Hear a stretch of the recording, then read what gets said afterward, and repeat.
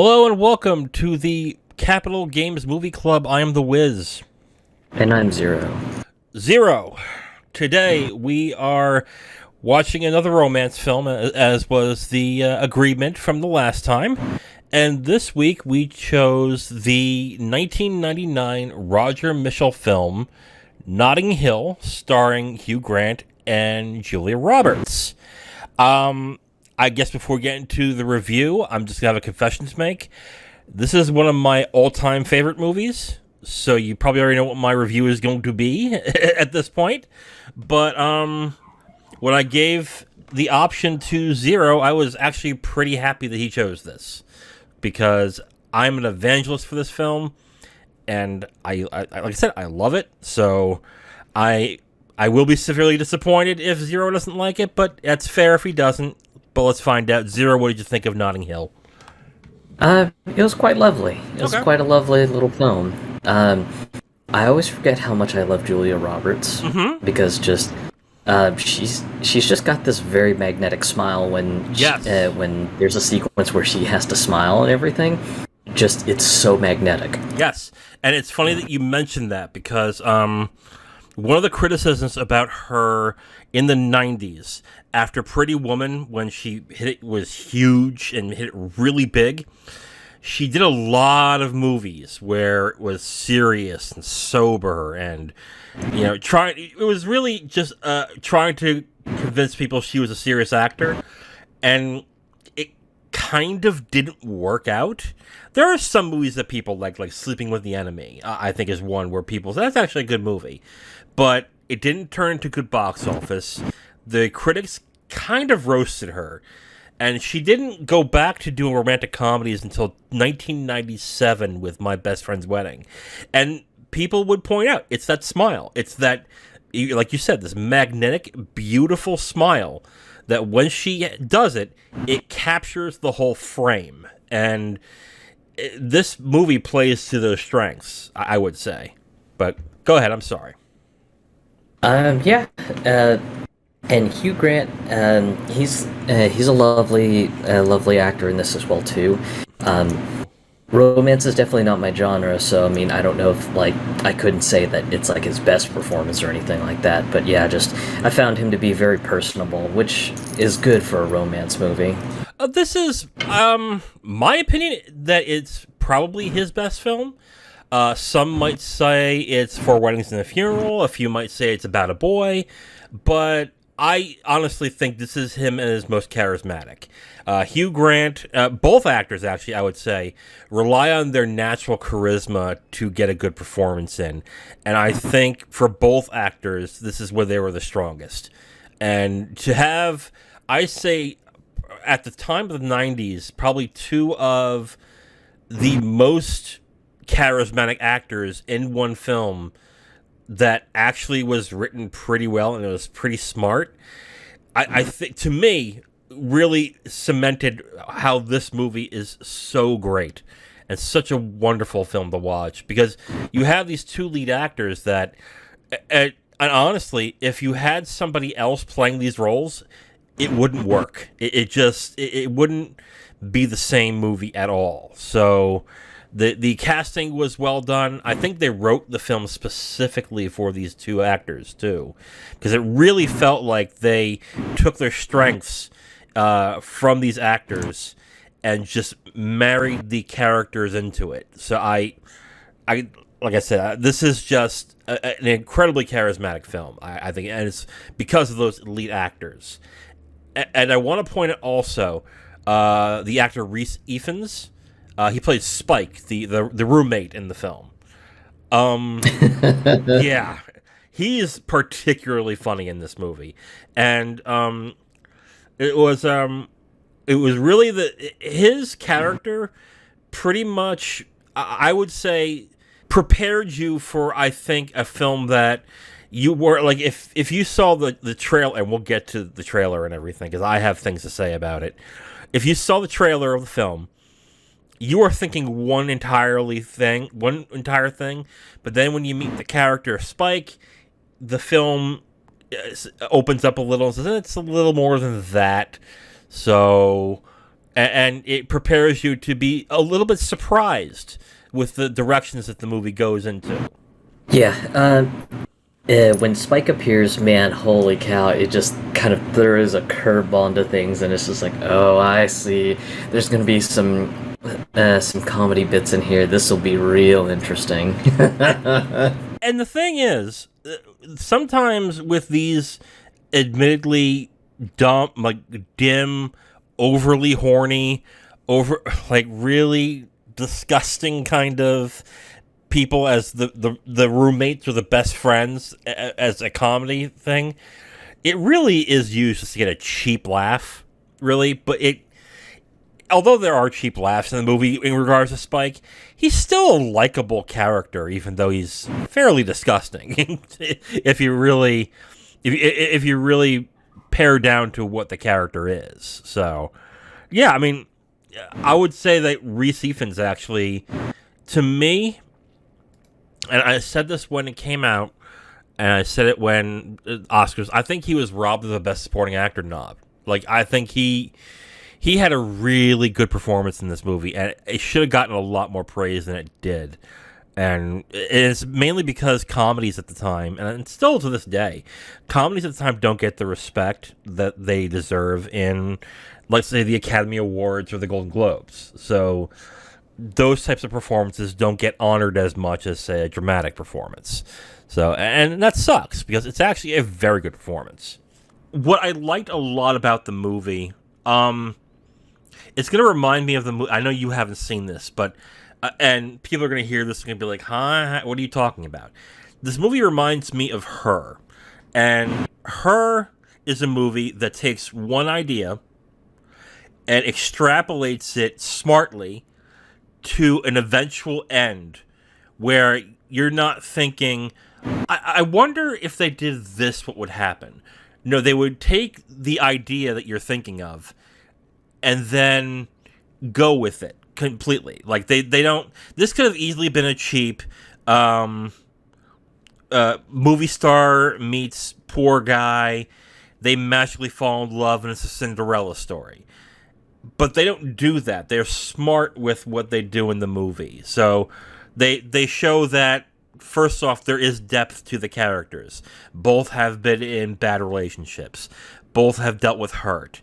Anna, in particular, Anna Scott, the one that Julia Roberts plays, she's been in particularly nasty situations, especially with her line of work.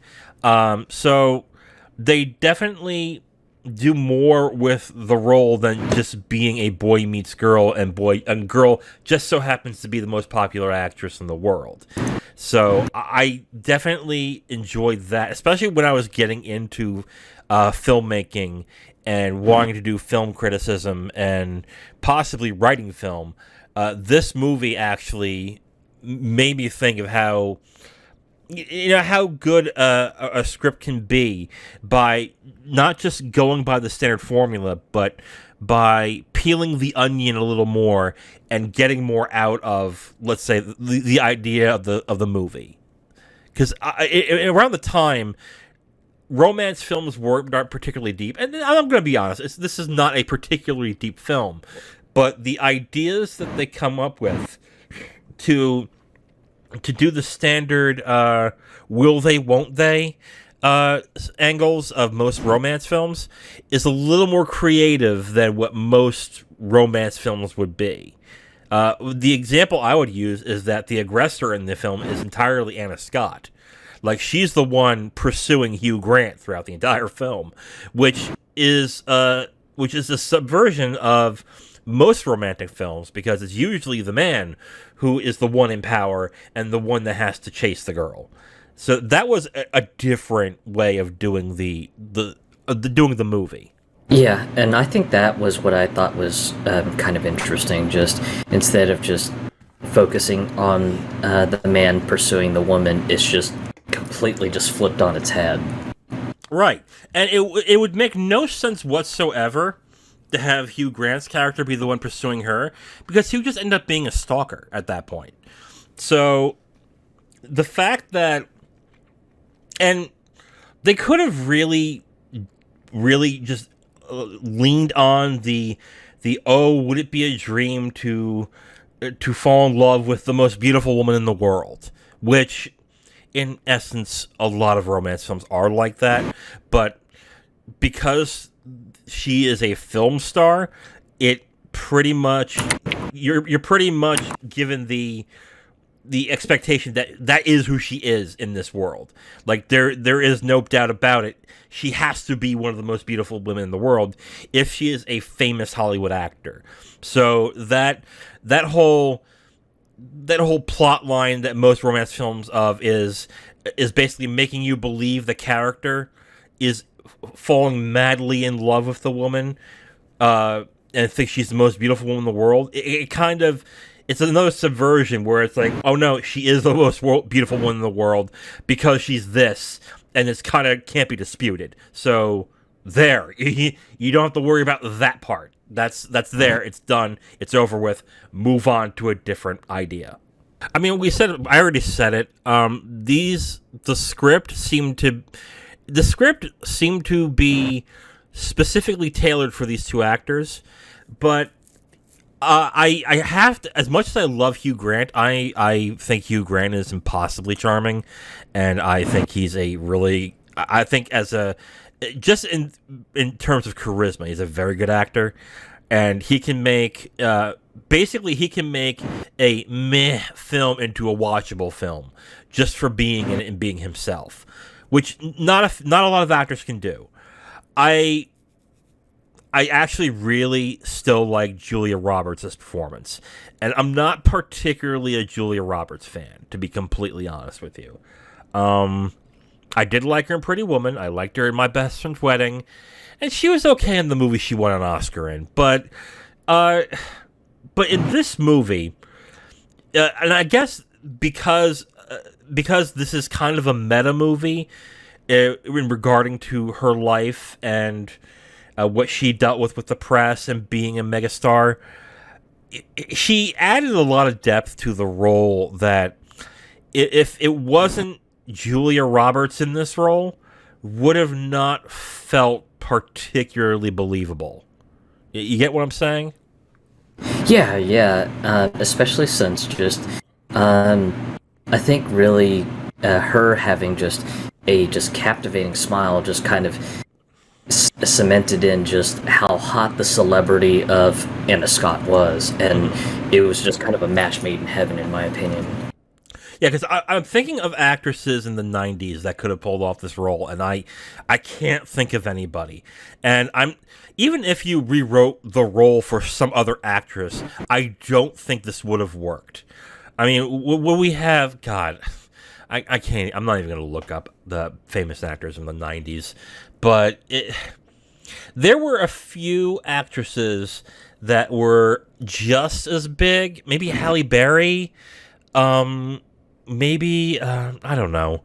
There were a few actresses that could have done this role, but I think the perfect person for this was Julia Roberts, and she really nailed the performance in a way that I don't think any actress could. Especially make it believable that she would fall in love with Hugh Grant's character in the movie, who admittedly is... all right, it's kind of harsh. He's kind of a loser. He's kind of a guy who... Nah, loser's harsh. Loser's too harsh. He's down on his luck. He owns a travel bookstore that's not making money, and he's falling... He's had a rough go of life until he meets Anna Scott in the movie. But yeah, like Julia Roberts, I think it's a fantastic performance in this, in a role that, honestly, I mean, she was born to play. But before I saw the movie, I had serious doubts that she could do very well. But she did, and it's fantastic. Why don't we get into the romance of the film? I'm surprised by how believable it is. Even to this day. Let me just be clear. I've seen this film now 9 times. 9 times. And each time that I've seen this film, I saw it once in the theaters, and I'll get into how I got convinced to see this movie. And then the other 7 times, it was to convince other people to watch this movie. By saying, no, this is actually a legit great movie. You have to watch it. And it's always like either girls I was dating, my best friend who was a film buff, just people in general who would be like would look at me and go, "You like Notting Hill?" I'm like, "I love Notting Hill. You have to watch it. I will watch it with you, and you will be wrong. You will be surprised by how good this movie is." And each time, everyone's like, "That's a good movie. Holy shit!" It's like, yeah. And I think I've convinced you now, haven't I? Yeah, I mean, it's kind of like I had mentioned on last week's podcast that I did see Love Actually, which I quite liked. Yeah. So I had a pretty good feeling that Notting Hill would probably be a lot of fun, and turned out that was in fact correct. What did you like more? Did you like Notting Hill more or Love Actually more? It would be like telling a parent to pick between their favorite child. I love both of them for completely different reasons. Choose now!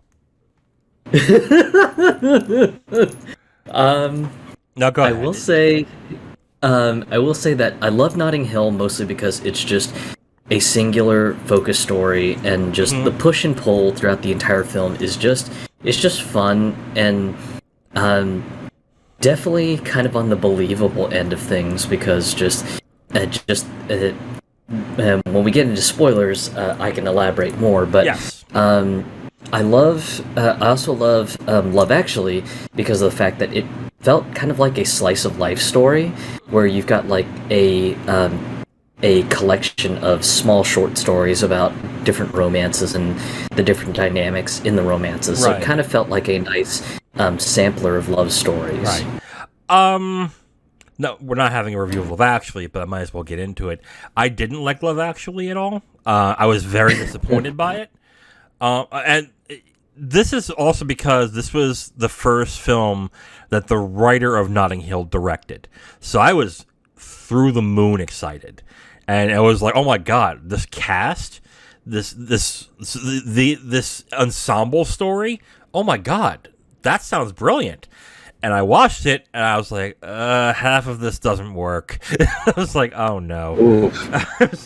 And I ended up, at the time, just saying I don't like this movie. I mean, there's some good things in the movie. I think, again, Hugh Grant and his love story is good. Emma Thompson and Alan Rickman's is pretty good. I think those were the only 2 I liked. And the rest I was kind of like, meh, it's okay. I think the one that gets memed all the time is the guy with the place cards saying how much he loves his best friend's wife. I think was probably the corniest thing I've ever seen, and also was just like, that's not really charming. That's kind of fucked up, actually. So it's like, that's okay. That sucks. But anyway, I did like his next film, though, which was About Time. We should see About Time at some. The comedy actually marries itself very well to the romance. I mean, it's mainly because the comedy is used to really charm the viewer. Yes, okay, Spike has his outrageous moments. The T-shirts, him in his underwear for most of the film. Yeah, I get that. But when it's between the two characters, it's just to show how utterly charming this romance is. The dialogue is really good in this. The way the actors deliver it, like very, not overly cutesy, but cute enough where you have that. Like I just watched it about an hour ago. I had these little pings in my heart going, oh my god, would I love to have a romance like that, where we're saying all these cute things together, and it's God, I'm fuck. Yeah, I'm a sap. That's just the truth. But the The dialogue itself, I think, stands out very well between Anna Scott and William, who is the character that Hugh Grant plays. And even when they get meta with Anna Scott's profession, and they talk about, let's say, the things she has to go through as an actress, which is also things that Julia Roberts had to go through as an actress as well, being of renown. Even if you don't get the meta-ness of what's going on, you still feel for the character, which is really hard to do when the person is one of the richest people in the world, who is also the most popular person in the world. For you to feel bad about a person who, by all intents and purposes, lives a pretty charmed life, goes to show exactly how well written this movie is, both dialogue-wise and the idea of the movie as well. Yeah, so overall, just I'm with you on the comedy bits, that it just kind of neatly ties and marries everything in, and it makes you, I guess, to a sense, sort of appreciate the romantic moments. Because I mean, there are some moments where just things get pretty tense and pretty heavy, and then you just have this completely wild scenario happen that just kind of throws that out the door for a little bit and everything. Yeah. And then you have sort of the drama of just the push and pull and everything, and it kind of has a nice cadence to it, yes. I guess is what I'm trying to say. It gets a little heavy, and then something happens to lessen the blow, essentially, is what happens. And then it slowly ratchets up, and then the blow happens. And it's you're right on the cadence of it. It has a nice flow to the movie where things, they don't get too heavy, so it's still an enjoyable movie, while not so great things are happening. You want to talk about anything else? You want to get into spoilers? It's probably a good time to get into spoilers. Yeah, we better. Okay, so at this point, we're going to get into spoilers for Notting Hill, if you haven't watched the movie, and if you haven't, what's wrong with you? Watch the movie. It's fantastic. I approve.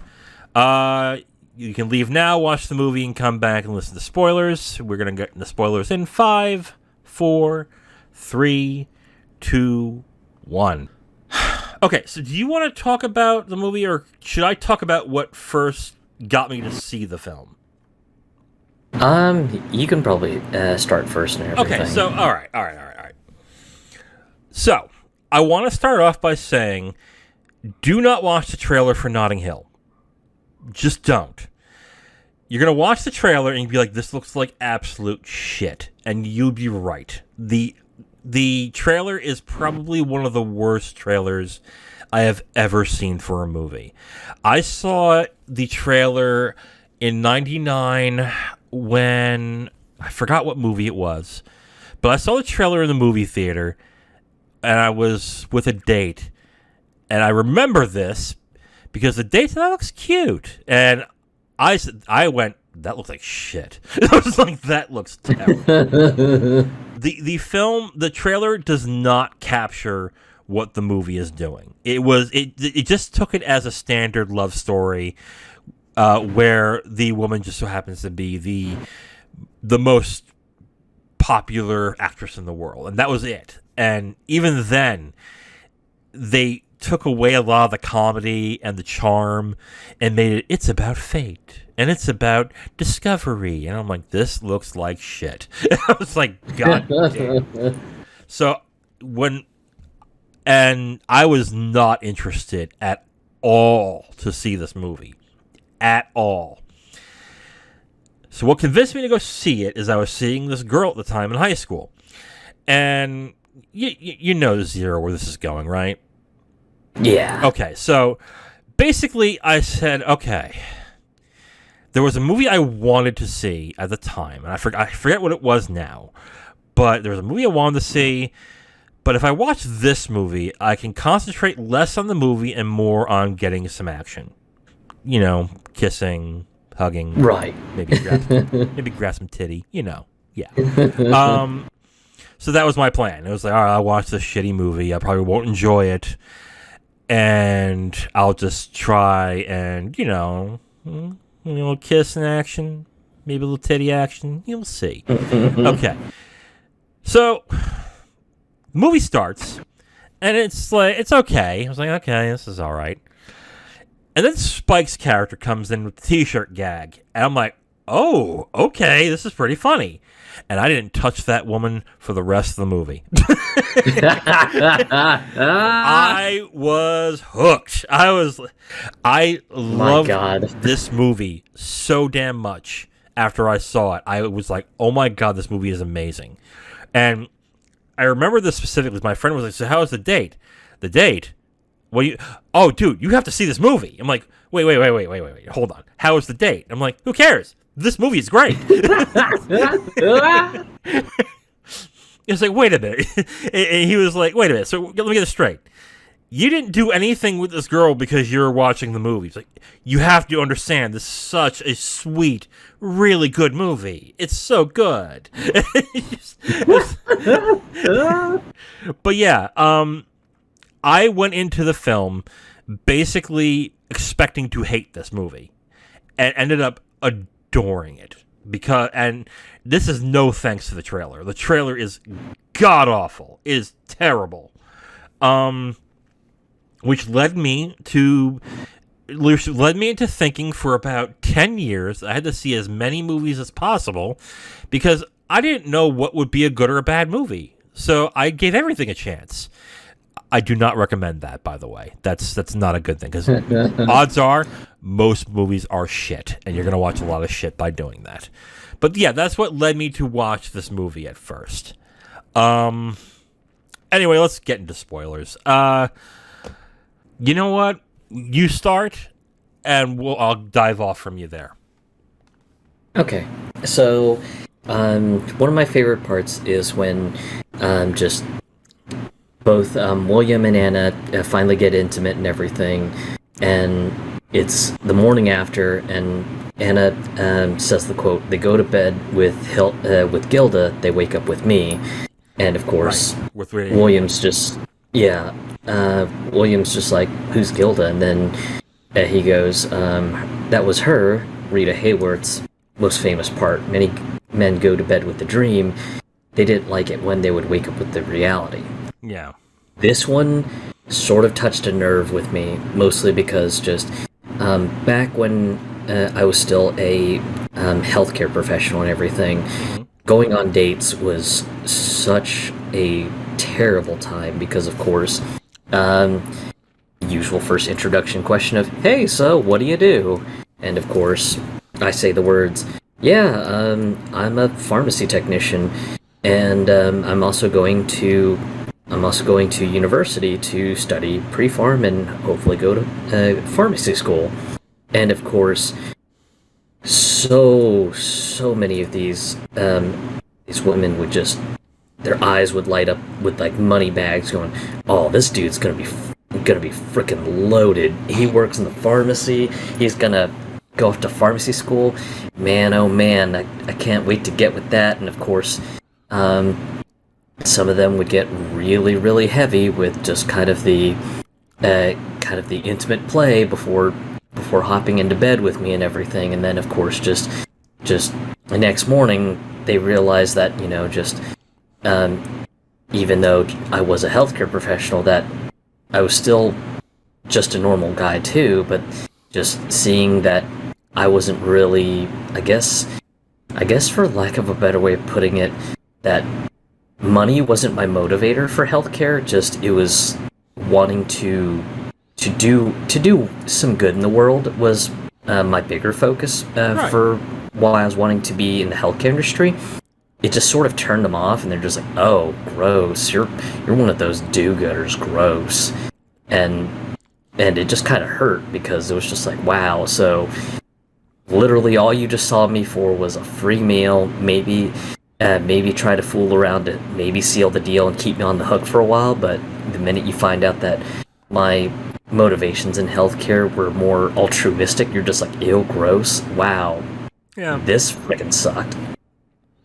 So that one line between both Anna and William kind of hit a nerve with me, and it was one of those things I was like, wow, just I didn't expect to be hit with something from my past. Holy shit. It's been happening a lot with you with these movies lately, hasn't it? Oh yeah. Yeah. It was a really interesting scene. I mean, I didn't have the personal connection really because I always wanted to be a writer, and that kind of turned women off. So they my job ambitions were never really the thing that I guess attracted women to me. But anyway, but yeah, it was a good scene because it really I'd say it really pointed out I would say the fetishization. I can't speak. Fetishization. Thank you. Of I guess women in power or famous women that have to deal with, I guess being having to be compared to their roles, that being compared to the persons themselves, which was an interesting dichotomy I never thought about. So yeah, it's interesting. I think the one scene, aside from the scene that everyone knows about this movie, that always hit a nerve was the scene in the park where they go to the bench and she's reading the inscription about a man who built a bench in the park for his wife, and it was an inscription that basically said, "Forever to my wife, who will from her husband, who will sit next to her," everything. And they timed the scene perfectly with the music as well, because the music is a very touching slow song. I forget what the name is. I just listened to it, and I forget the name. But when she finally asks William to sit with her, I was like, oh, God. I wish I could have something like that. Oh, man. God, this movie hits the notes so well. And it's such... And it really is the writing and the charm of the actors that pull these scenes off. You have a lesser actor, it doesn't work. And God, man, I can go on forever with this movie. Holy shit. But yeah, like every time I watch that scene, it hits me every time. You'd think after watching it 9 times, the power would lose itself, or I would know, oh, this is when she does the, oh, okay. And no, like, I just watch it now. I'm like, oh, God. So there's that scene. The family, when the family meets Anna for the first time was pretty funny. Especially the end of that scene. The end of that scene is hilarious. You remember that scene? Oh yeah, definitely. The one after she leaves and they all scream like, "Oh my God!" and Hugh Grant does the line perfectly. Because they always do that when I leave. It's like, and it's those little things that are so charming in this movie. It is. Oh, it's so damn cute. Oh, God. Yeah. That and his reaction when just Spike just does something so bad or so screwed up, just the dry right is the sort of reaction that he has. It's just, you kind of sympathize with him. You're just like, oh God, what a clusterfuck this is. Yeah, Hugh Grant plays him as a well-intentioned, well-meaning, affable, a Hugh Grant character, essentially. Less charming than he would be in, let's say, 4 Weddings and a Funeral, but still charming enough, I would say, in this movie. They do the will they, won't they angles pretty well.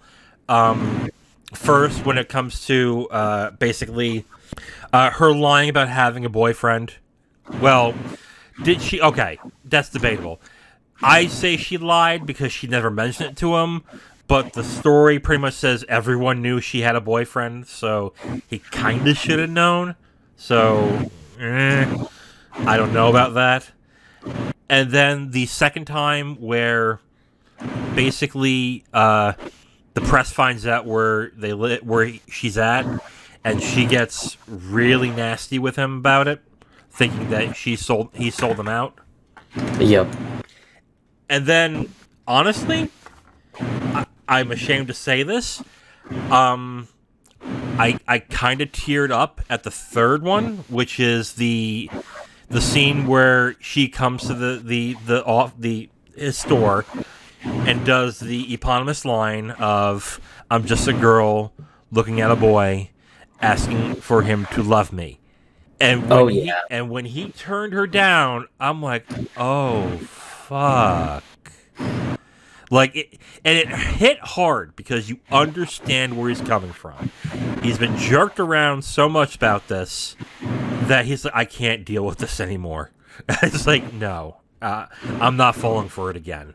And I think, no, there's another time where that's right. I forgot about the part where he was at the at the set, and he kind of blew him off. She kind of blew him off as nobody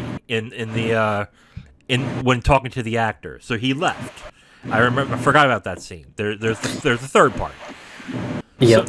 So yeah, like, and it hurt because you want these characters to be together, but you definitely understand where William's coming from here. And I thought, fuck, that's the end? Oh, that hurts. Holy shit. Yeah. and then he's and I think he's in a cafe with her family, and they're like, "You fucking dolt! What are you doing?" Yeah, and I think it's just when he comes to the realization, he's like, "Oh God, I made the wrong choice, didn't I? Oh Yep. God." And this scene could have been a bad scene to end in because it's the standard Hollywood, they get together in the end kind of scene, but it still works, and that's the thing that every time, like, God, when people say they don't like this film, they say, "Oh, it's formulaic," and I kind of understand that it is formulaic, but it's so fucking charming, and the actors play so well in this movie, and as much as there is a formula, it's not as well worn as most formulaic romantic movies are. So yeah, there is a formula you can take out of there. It's the will they, won't they, push and pull kind of formula, but they play off of it so well that you still believe there is a chance that this won't work, even though you want it to work. And that is the highest compliment you give a movie like this. Is basically, even though you know the formula's there, you're still so I'm still so invested that I want this to work. And that is the highest compliment you can give a film like this.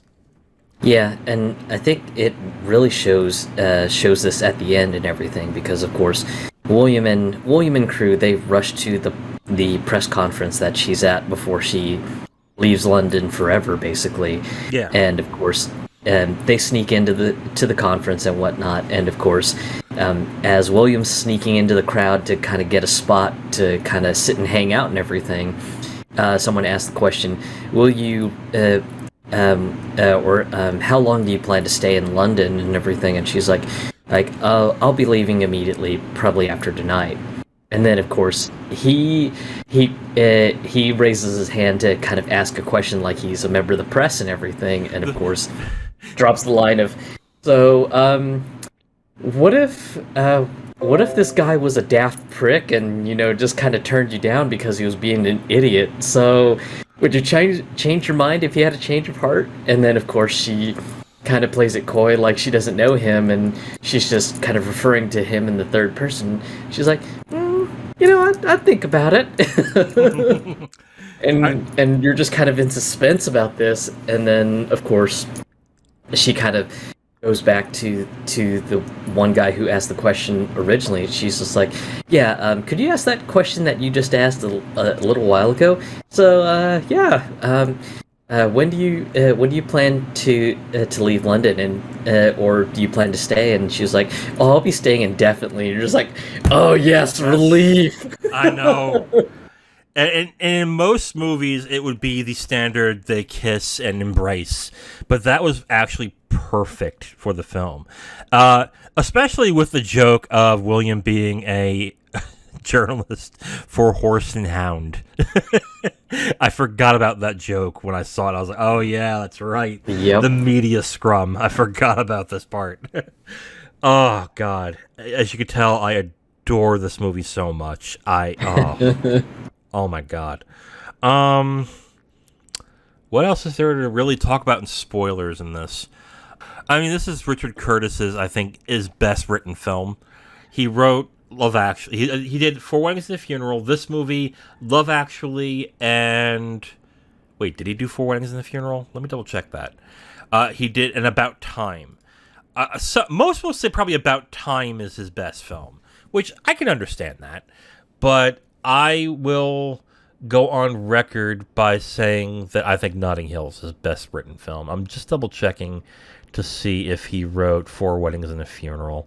Oh, he wrote some shit. Oh my God. Oh, he wrote Mr. Bean. Okay, he did do Four Weddings and a Funeral. I thought so. Okay, so yeah, I mean, I wish he would do more films. He doesn't do a lot of films really, but his romance, even though I'm not a fan of Love Actually, his films are better than most, I would say, in my opinion at least. So yeah, I absolutely adore this film. I always have, and we can talk for hours on this if you want. But unless you got more, unless you want more to talk about, I mean, I think the scene where just after she stays over from the porn tape and pictures being leaked and everything. Yeah. That scene was kind of cute because of course she's just like, I just want to get away from everything, and he's just like, that's okay, you know, we'll do whatever you want. I can get you a bath set up. I can do whatever. Hell, we could just stay here in my home and just do absolutely nothing. And it's just kind of cute. Just they're just kind of hanging out, just being ordinary. It's not like a stereotypical romance movie where it's just like, oh well, we're very much in love. Let's go hit up the town, and you know, just kind of going parading around town, just kind of just showing off their love and everything. Just go ahead. I'm sorry. It's just kind of low key and just very, very normal, I guess you could say. Yes. It's a subversion of the standard tropes of romance films where the person that is pursuing the love interest has to do these extraordinary things to get their attention or to show that they care by doing, I would say, very outward expressionistic kind of things. Like really outlandish things that in reality would be kind of creepy and kind of silly to do in a way. But in this movie, because the woman has everything, essentially, it was cute to just see it twisted around to where, oh, you just be normal people, and that will provide its own romance, which works really well. And it works really well because of the actors and how charming they are in this movie. So, yeah, I mean, it really is a subversion of standard standard romance tropes in a way, while still being a sort of comfortable formulaic romance movie. So yeah, I would agree with you that those are some cute scenes. Yeah, and then of course the turnaround of just the press just suddenly showing up and going, oh my god, she's at this guy's house, oh my god, and then of course just Anna gets pissed, calls for her bodyguards to show up at the house to take her away and everything, and then of course after she leaves, just William kind of asks Spike. He's just like, "Did you tell anyone?" And in kind of the comedic coy way, he's just like, "Well, I might have told a couple people at the pub." Yeah. And then of course just William with the dry response. Right. Yeah. I mean, God, there's so much. Is there a lot more to get into in this? I mean, we kind of covered the entire film. One thing that people complain about this movie, which I don't get, is the first kiss in the movie. Usually when a first kiss happens, it happens in the middle of the movie as sort of a tension builder to see if there is a romance going to happen. But right on Front Street, like in the first 10 minutes, the first kiss happens. And because it's Anna who's the one that prompts it and is the aggressor in this, it's another one of those things that is a subversion of the standard romance trope. So I thought that was always interesting. And I think people at the time, maybe people don't feel this way now, but at the time, people thought that was kind of strange. All right, Zero, final thoughts? Final thoughts, I feel that Notting Hill, even if it is a movie from the late 90s, I still think it's great. I think really just Julia Roberts really just puts the film together, just with just how lovely the smile is when she smiles and everything, and it kind of gives the whole movie the movie star that's being constantly stalked by the press sort of some credence to it. Mm-hmm. And then you have Hugh Grant's portrayal of William just sort of playing the affable sort of counterweight to Anna's character and everything. Yeah. And it just works out so nicely, and overall I just felt it was just a lot of fun to watch, especially with the comedy pieces sort of breaking up things every once in a while, and all, because the movie does get a lot of tension from sort of the drama that happens every once in a while, but all in all, just it comes right back together when they have a little bit of comedy to sort of break things up. But yeah, just overall, just a fantastic movie.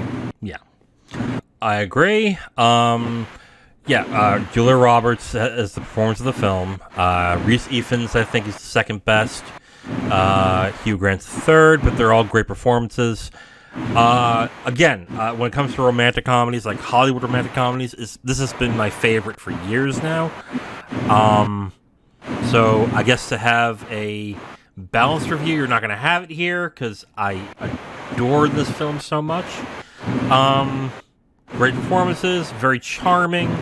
A film that subverts expectations, that what you expect it to be if you haven't seen it yet. It's also very inside baseball with Hollywood, so if you're interested in that angle, it's there.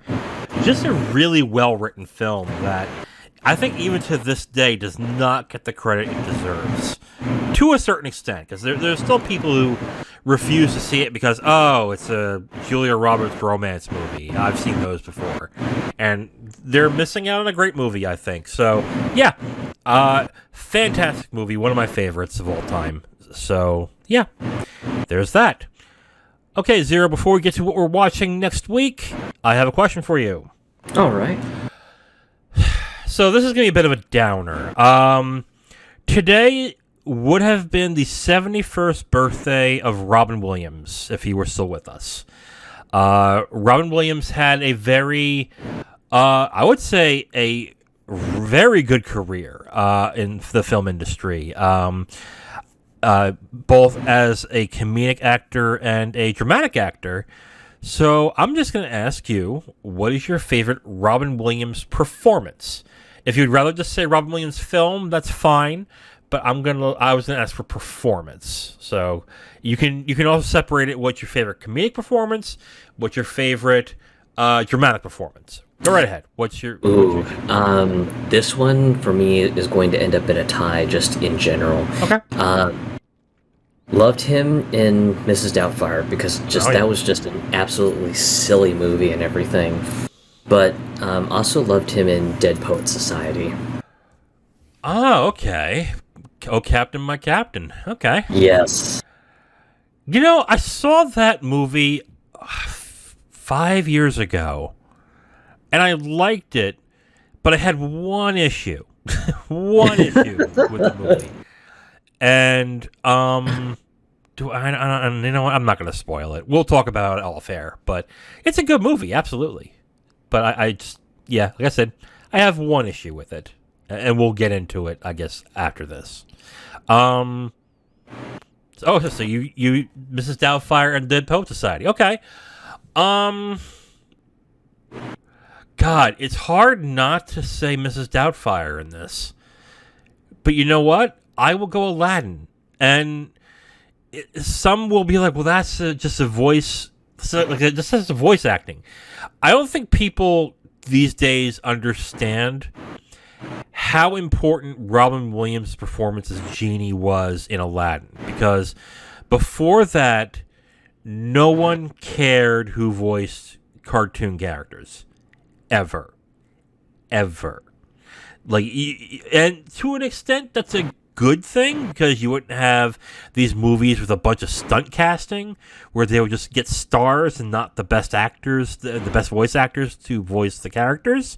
But Robin Williams' performance in Aladdin was so important and also so great that, and I might be wrong on this, but Robin Williams ad-libbed most of the lines in Aladdin, but because the lines were so damn good, the animators decided to animate those sequences after the fact.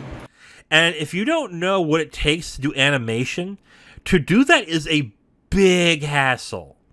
But apparently they loved his performance so much that they spent the extra money and time to do those sequences. So, yeah, and for further perspective, this was back in the days when animation was still using cell-based animation. Yes. So we're not talking in the era of like Photoshop and Unreal Engine 5 where just an actor wants to completely go ad-lib and off the script, whatever. We'll just blow away the scenes and just fucking redo it all over again with a pen tablet and whatever. Just no. This is back in the day when you still had old-fashioned animation cells and these artists were doing the illustrations by hand. So very labor intensive. And to know that they basically were just like, we love this, we don't care that we gotta redo this over again, it's totally worth it. Yeah, absolutely. And it's really a performance that people just gloss over and say, oh, it's just his voice. Like, you don't understand how important that movie was, because without it, I don't think, I think no, I was going to say without it, I don't think Disney would have continued doing animated films, but without Robin Williams' performance, you wouldn't have had James Earl Jones as Mufasa in The Lion King. You wouldn't have, these really good actors playing key roles in animated films without Robin Williams showing, oh wow, I can actually do something with this. So it's really an important film that he doesn't get enough credit for. So I would say Aladdin with his comedy. I think a lot of people also, because he's so hilarious, they downplay his dramatic chops big time. And he's had some really good performances. Insomnia, 1 Hour Photo.